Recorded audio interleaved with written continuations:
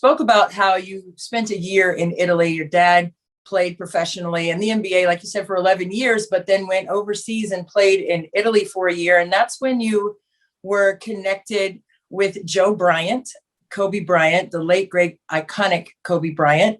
That's his dad. And you all were around the same age at that time. How did you get to know Kobe during that time of your life? Well, it's interesting. I was in first grade. He was in second grade. And of course, I have an older brother and sister. And, Kobe has his sisters. So it was one of those things, like our parents played together. So Jelly Bean Bryant, my dad, Harvey, they played together in Philly.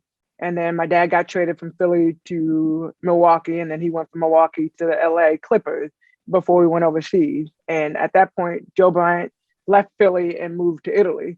But when we got to Italy, they weren't on the same team. They were on different teams. But one of the most important things, I think, from a family standpoint, was making sure that all of us kids had an opportunity to play with each other. And I say this a lot, but there weren't a lot of African-American families just like walking around in Italy. So it's really important for our family just to make sure that we got together. And, everybody always asked, well, what was it like? Like, what was Kobe like? And I said, we were kids. You think about any kid in first and second grade, we were those, ambitious, just all out, dedicated. I mean, soccer was our first sport. Think about Italy, they play soccer over there. And that's kind of what we were engaged in. Our fathers played basketball, so we were around the game. But I think from a standpoint of, did we know we were going to be professional basketball players in first and second grade? Definitely not. It was just something that soccer was our sport, but getting together, when the family got together, we toured a lot of Italy and, saw a lot of the really cool sites. And I don't remember us ever talking about like, one day I'm going to be a professional basketball player. Like that was not thought of at that early of an age.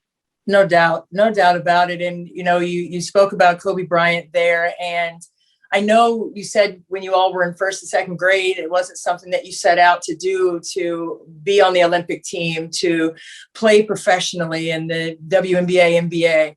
But the way the stars aligned for you two, and the fact that you all both went into the Hall of Fame at the same time, the same year.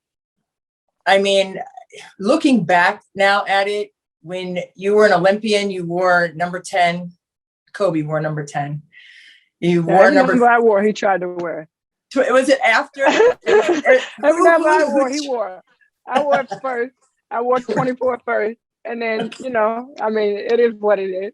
I was going to say who started that out. But yeah, the 10 and then the 24 in the pro jerseys. But I mean, just to be aligned in that way, what was the last and final interaction that you had with Kobe before the tragedy? No, it's crazy, Christy, because we always think that we have another day, and I think for me, what I have realized is there were a lot of times when our past had crossed, like we were in the same space, but it's like, oh, I'll just talk to him next time. Oh, I'll get with him next time, and you never, we're young, like we're super young. Yeah. You never even think that you're not going to get that next time, and you're not going to get that next interaction. And, so now like I'm super conscious of telling people that I love them. I'm super conscious of, even my mom dropped me off the other day to catch the bus to Chicago with our team. And it's like, even when she dropped me off in that moment, I'm like, anything can happen. And so making sure that I love you, Mom, get home safe. I'll call you when I get to Chicago. I don't know. It's so Kobe and I, it's been a while, and the WNBA All-Star game was in Vegas in 2019. I went down there. That's the year Erica Wheeler won the MVP, and Candace Dupree was on our team. They both made the All-Star team. And Kobe was downstairs. I remember I was upstairs with Lucy Bolton Holyfield, and she was like, oh, there's Kobe, let's go down. And I was like, no, like I'll catch him next. There was like a crowd of people, and I'm like, no, I'll catch him next time. And you don't realize that there won't be a next time. And there won't be another time for us to be in that space. And so I wish I could go back. And I wish I could just be like, I was like, gosh, I just came back from up there. I'd just been in the locker room, came all the way up here. I don't want to go back down there. Right. But in the moment, it's like, gosh, like, why wouldn't I have just been like, you know what? All right, like, let's go down there. Right. And I didn't.